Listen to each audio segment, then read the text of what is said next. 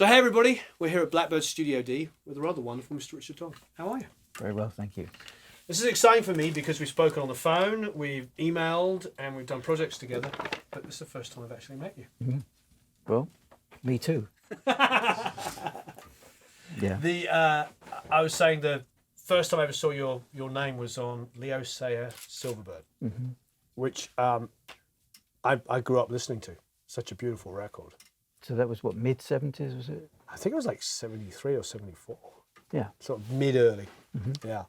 And Show Must Go On was a massive hit in England.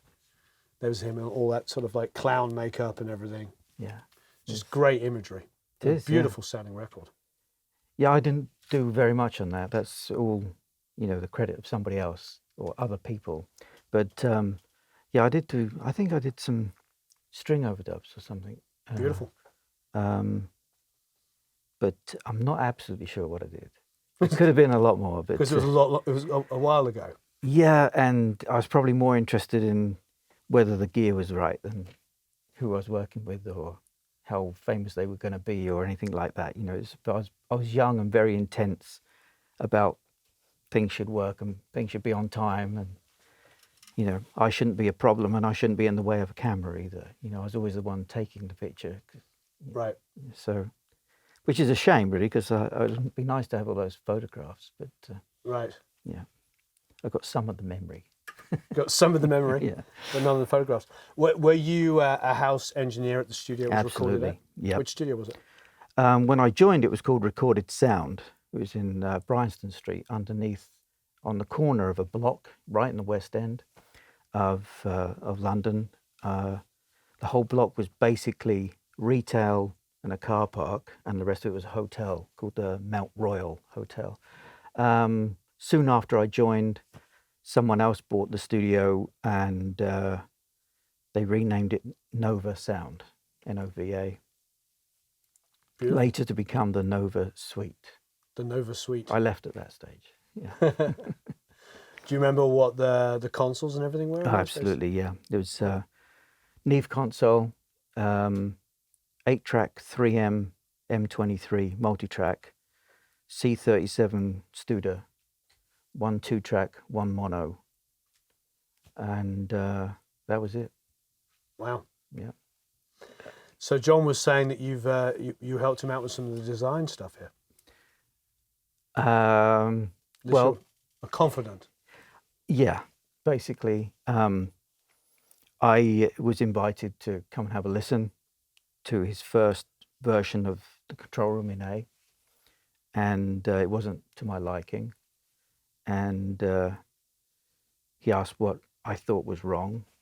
I pointed out a few things, and eventually he modified the room, made a massive improvement, and later followed up on some of the other suggestions I had, and with the input of the people actually doing the work, who know what they're doing, actually got it to where it is now, which is very comfortable, as you know, very extremely well equipped, and sounds good. Yeah, it's a great room. So how do you transition from London? Mm-hmm. Where were you born? Luton. Luton. Yeah.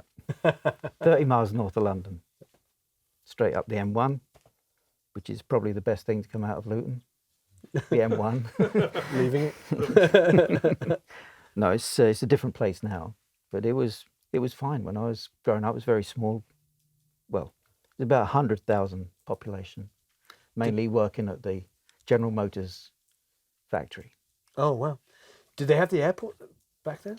Was that more recent? They did have an airport. It wasn't very large, and eventually grew large enough to take jet aircraft by the time I was about 10, I think.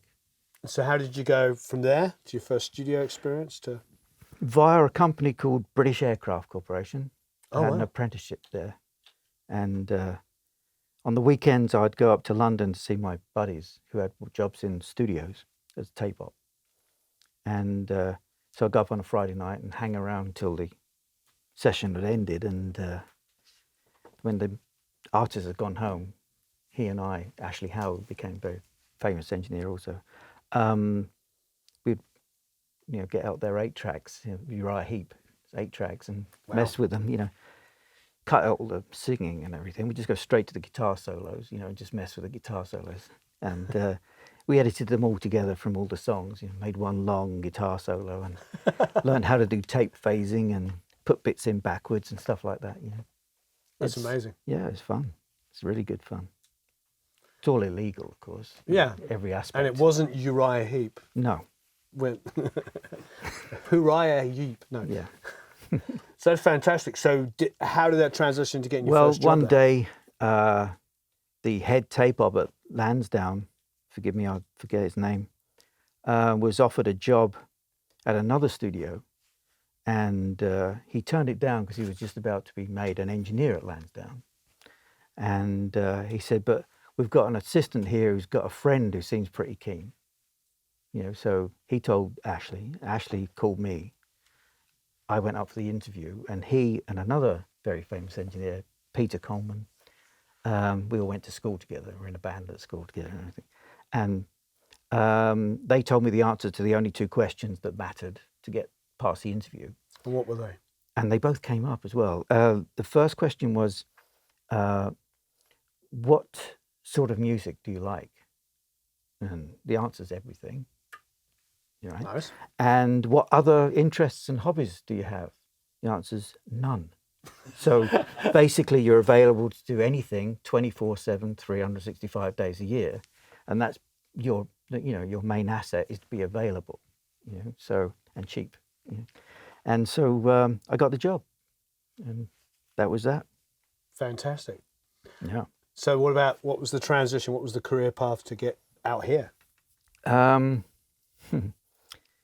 Really, again, Peter Coleman, who's well known for doing, in Europe, you'd know, Smokey, Susie Quattro, Mud, All the Sweets, rack record stuff. all the rack records, all the Chinny Chat records. Chitty Chat, man. And so he and I were buddies, and the Overflow, I did Sweet before he did, and he did all the big hits, and or the Overflow from what he couldn't manage, the top of the pop stuff and occasional overdubs I'd get to do. So when he moved to America with Mike Chapman and Nicky Chin, I used to go on vacation over there, and I guess that was my introduction to America. And then actually working here was through other, the artists and stuff,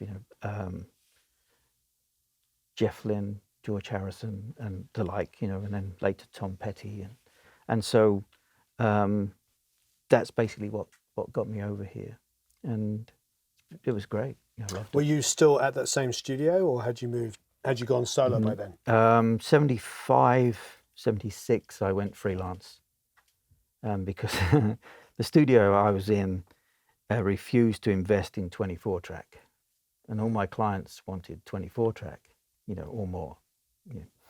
And so I decided to go freelance, and I was offered a job actually at a new studio. So it had been 76.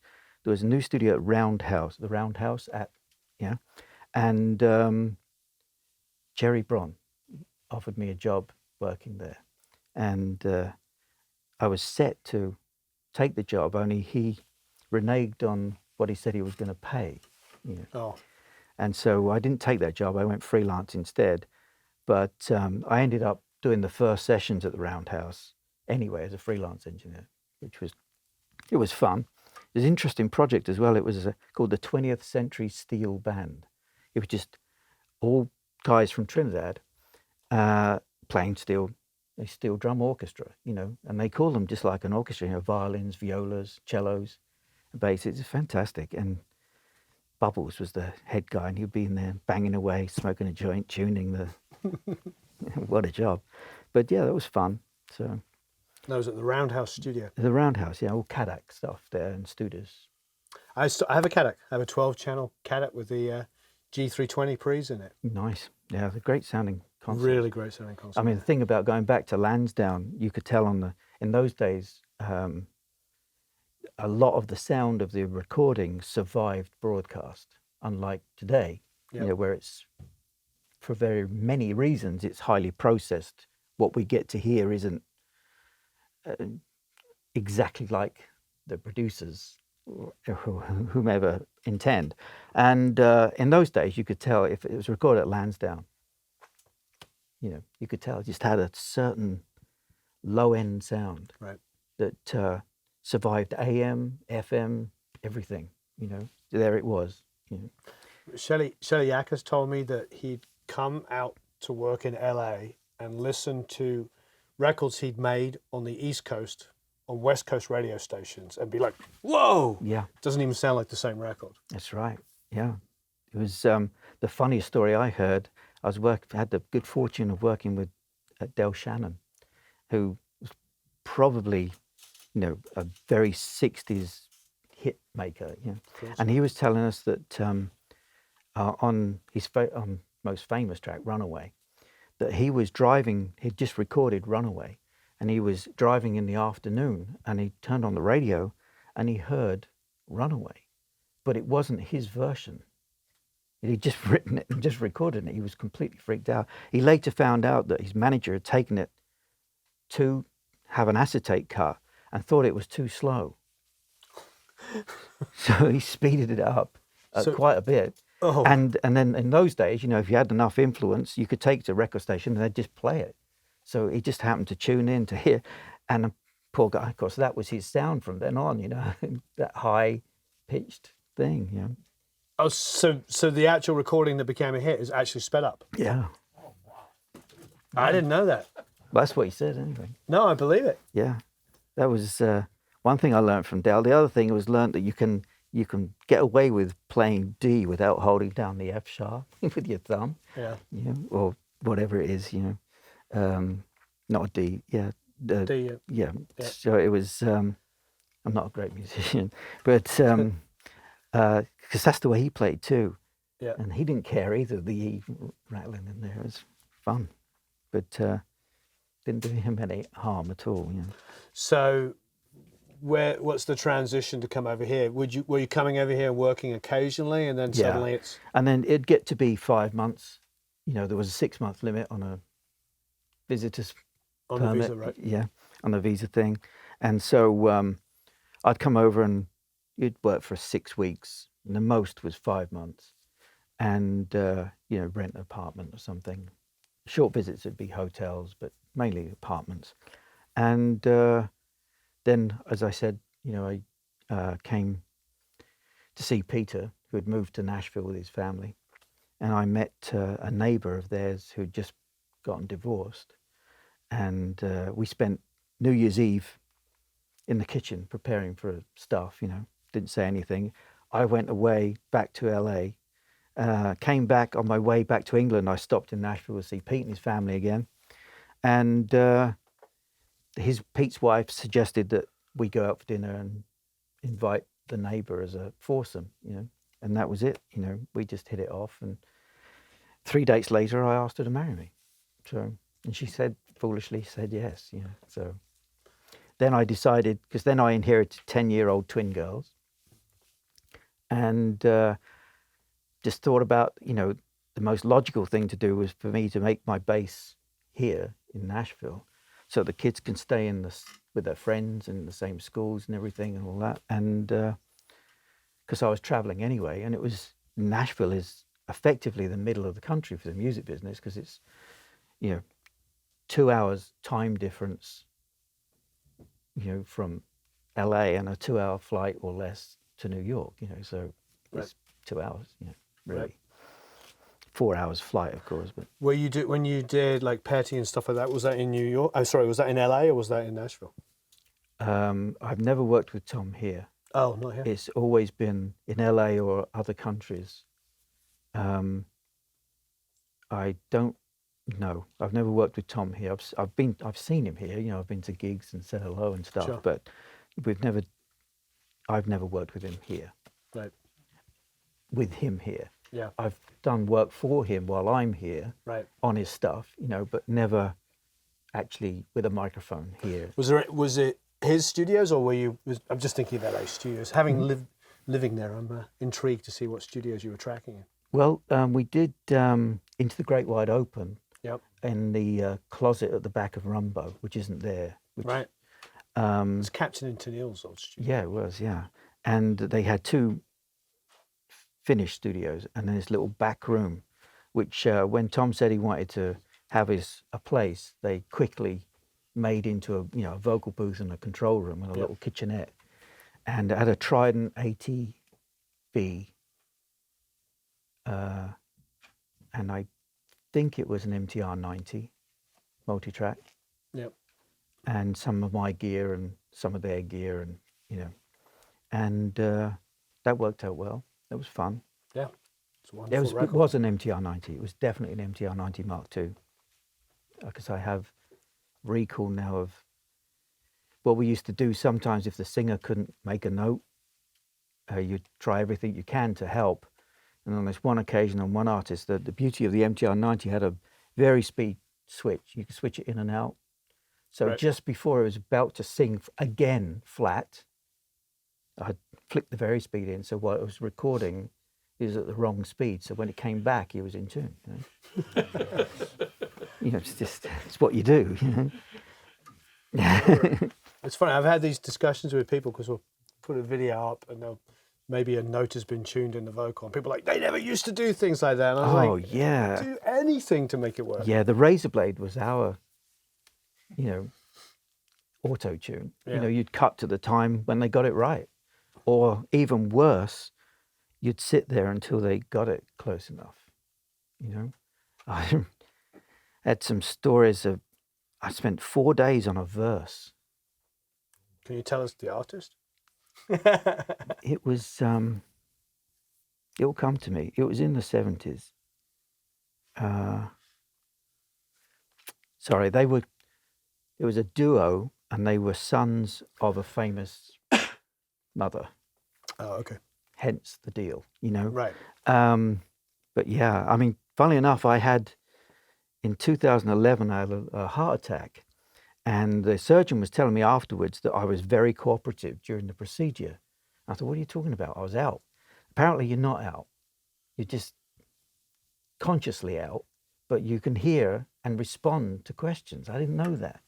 So you go through all that, and you don't remember a thing because they give you this amnesia. And I thought, now, where was that drug when I was doing those vocals in the 70s? That would have been really cool. Yeah, do 4 days of terrible singing and not remember a thing. That would have been good. That or auto-tune, Melodyne or whatever. That would have been good too. You were right in what you said. We would do everything we could to get an end result that was the best it could be. And if that was tricks, then that was our game. All these knobs and everything, they're all tools of the trade, aren't they? Yeah, absolutely. Yeah. I mean, they've been slowing tape down to get high notes forever, Absolutely, yeah. It's it's the things we do. It's fun, but it's more mechanical, wasn't it? Yes. You don't see people tape going from machine to machine, round pencils taped to the side of the cupboard and back again, to get the exact delays and stuff that you wanted, and loops. Yep. Learning how to do tape phasing when you've only got 2 machines and one of them isn't a Studer. Yeah. Where the Studer multi-track from the A80 onwards would have simultaneously the option of 2 simultaneous outputs per track, which meant you could do tape phasing relatively easy because you could offset, run it to a machine with a similar head gap, and then compare them, and they would be in sync with each other, and you could adjust the timing and consequently get tape phasing. Well, if you've only got one output, the only way usually to do tape phasing was to send that output to 2 similar machines, vary one of them, have the end result, and then somehow get that back in sync. There is another way, because in the 70s at least, multi-tracks and tape machines got their speed reference from the frequency of the mains, 50 hertz or 60 hertz. So on any given day, any machine in any environment, any number of machines are all looking at that frequency to say what 15 IPS or 30 IPS was. So now, very shortly after that, they used a clock, so then nothing locked up. And then you had to have machines and give up tracks and time code to make things sync. But because of this synchronization, if you were to want to phase, say, drums, and they were on one track, 2 tracks, whatever, and what you'd do is you'd put a chinograph, what do they call it over here? Grease pencil. Grease pencil mark on the playback head of the multi-track, and put a similar mark on the 2-track machine. And you'd patch it so you go from the multi-track to the 2-track, and you would simultaneously press play and record, bang, and record the length of the time you wanted to phase something, and then stop, obviously, rewind to those marks. But this time you put that mark on the 2-track on the playback head, and the corresponding mark on the multi-track on the sync head.